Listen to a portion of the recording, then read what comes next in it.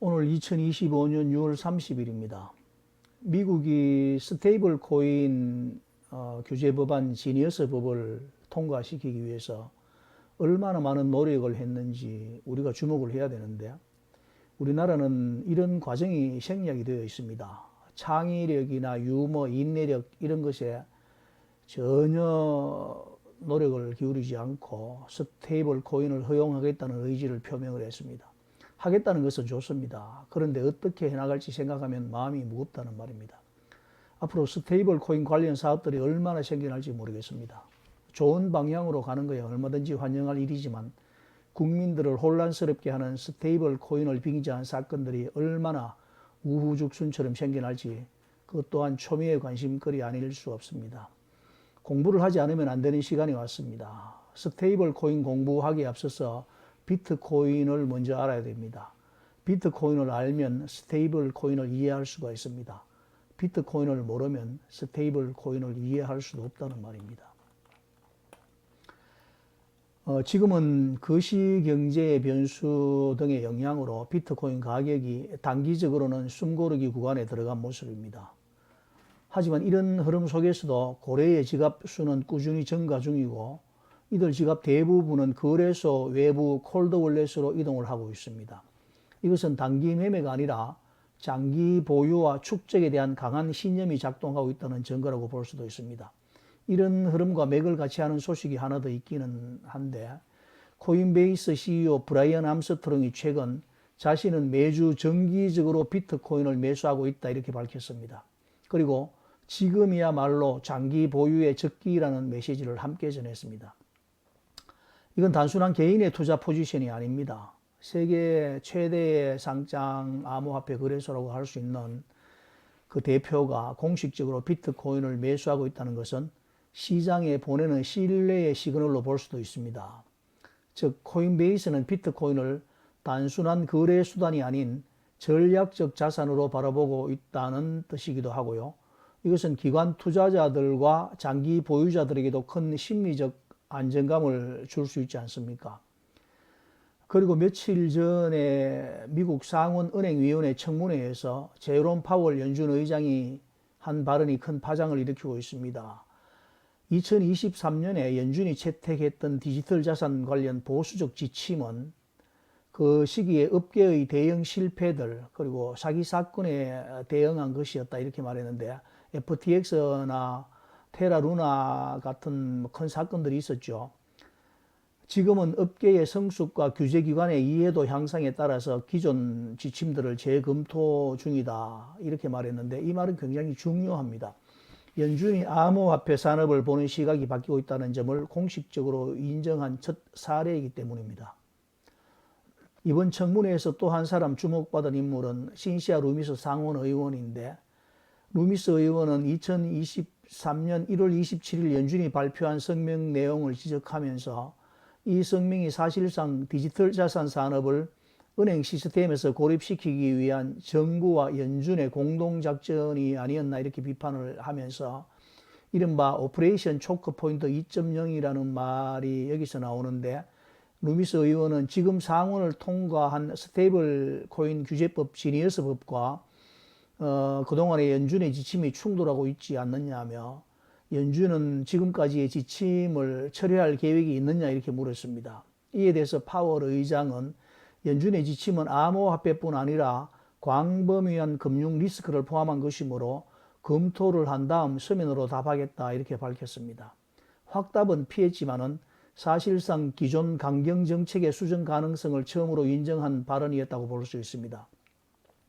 이렇게 미국은 스테이블 코인 규제의 핵심 법안인 지니어스 법안이 상원을 통과했는데, 이 법안을 준비해온 신시아 루미스 와이오밍주 상원의원의 말을 빌리면 이 법안을 통과하는 것이 이렇게 힘들 줄은 몰랐다며, 그간의 고충을 토로했는데 엘리자베스 워런 같은 디지털 자산 회의론자들과 일부 공화당 상원의원들의 반대로 표결이 무산된 바도 있었지만은, 법안 공동 발의자인 커스틴 질리브랜드 의원과 루미스 의원의 보좌진은 수개월간 막후 협상을 이어왔고, 빌 해거티 의원도 워런 의원이 법안 처리를 지연시키기 위해 조직적으로 반대했다라고 말하며 이 법안이 통과되면 10년 만에 가장 초당적 입법이 될 것이라고 그 의미를 강조했습니다.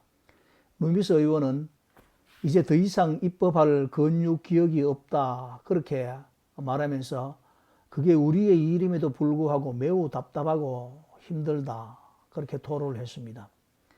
그래도 우리는 창의력과 유머, 인내심을 가지고 이 일을 해왔다라고 덧붙였죠. 바로 이 점입니다. 미국이 이 법안을 통과시키기 위해서 얼마나 많은 노력을 했는지 우리가 주목을 해야 한다는 것입니다. 우리나라는 어떻습니까? 이런 모든 과정들이 생략이 되었습니다. 창의력이나 유머, 인내심 이런 것이 생략되고 그냥 정권이 바뀌면서 스테이블 코인을 허용하겠다는 의지 표명을 했습니다. 하겠다는 것은 좋습니다. 그런데 어떻게 해나갈지 생각하면 마음이 무겁습니다. 스테이블 코인이라는 용어조차 국민들에게 생소하고 누가 어디서 무엇을 하기 위해서 필요한 것인지도 모르는 상황에서 스테이블 코인이라는 정책을 발표해 버리니 그 후유증이 어떨지 가늠하기 어렵다는 것입니다. 벌써 스테이블 코인 발행사를 골라서 그 주식을 사야 된다 이렇게 부추기는 방송들이 나오기 시작합니다. 그것은 미국의 서클이 상장되면서 주가가 폭등한 사례가 있었거든요. 우리 국민들이 얼마나 동작이 빠릅니까? 주식시장에서 스테이블 코인 찾느라 정신이 없을 겁니다. 이런 것을 어떻게 말릴 수가 있겠습니까? 분명히 그 시장에서도 대박 치는 분들도 있고 쪽박 차는 분들도 속출할 겁니다.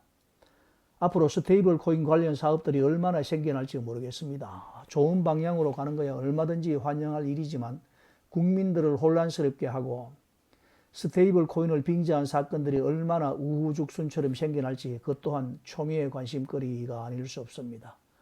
이제 공부를 해야 되는 시간이 왔습니다. 스테이블 코인 공부하기에 앞서서 먼저 비트코인을 공부해야 됩니다. 비트코인을 공부하면 스테이블 코인을 이해할 수가 있습니다. 비트코인을 모르면 스테이블 코인을 이해할 수도 없습니다. 이 모든 흐름들을 종합해 보면 고래들은 조용히 비트코인을 축적 중이고 세계 최대 거래소 CEO는 매주 비트코인을 매수하겠다고 하고 있습니다. 그리고 연준은 기존 입장을 바꿀 수도 있다는 발언을 시사하고 있습니다.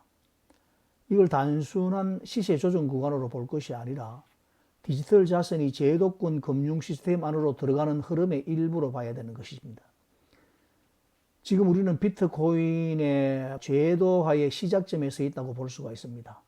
한국은 비트코인이 1억 3,500만 원에서 1억 5,100만 원 사이의 박스권 흐름 속에서 확신 있는 자금, 그리고 기관, 그리고 정책 변화의 시그널이 하나씩 쌓이고 있다는 것을 기억해야 됩니다.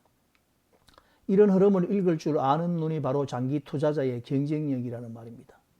호들은 단순히 버티거나 신념 하나로 무작정 버티는 것이 아닙니다. 시장에서 어떤 뉴스가 나오든지 그 배경에 대해 생각하고 분석하고 추측하고 검증하면서 비트코인의 미래에 대해 그 가능성을 찾아가는 작업입니다. 그렇기 때문에 시간이 길어질수록 더 많은 준비와 관리 그리고 전략이 필요합니다. 그래서 오늘은 비트코인 호들러로서 절대 잊어서는 안 되는 원칙 함께 짚어보도록 하겠습니다. 첫째로 신념과 맹신은 다릅니다. 비트코인을 믿는다는 것은 정말 중요합니다. 그렇지만 세상의 변화나 리스크를 무시하는 것은 맹신에 가깝습니다. 거시경제 그리고 정책 변화, 규제 흐름, 정치 이슈들 이런 것들을 무시하지 말고 흐름을 이해하는 공부는 계속해야 한다는 겁니다. 호들링은 가만히 있는 전략이 아니라 침착하게 준비하는 전략입니다. 두 번째, 자산 배분의 원칙을 잊지 마시기 바랍니다.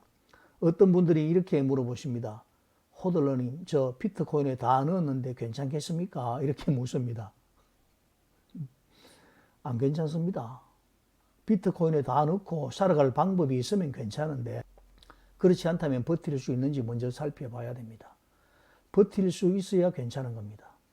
비상금, 생활비, 자녀들의 대학 등록금, 자녀 결혼자금, 그리고 의료비, 대출 관련 비용 등 충분한 현금 흐름을 고민하셔야 된다는 말입니다. 그래서 저는 여유자금이라고 말했는데 여유자금이라는 의미가 제대로 전달이 안 되어서 오해가 조금 있었습니다.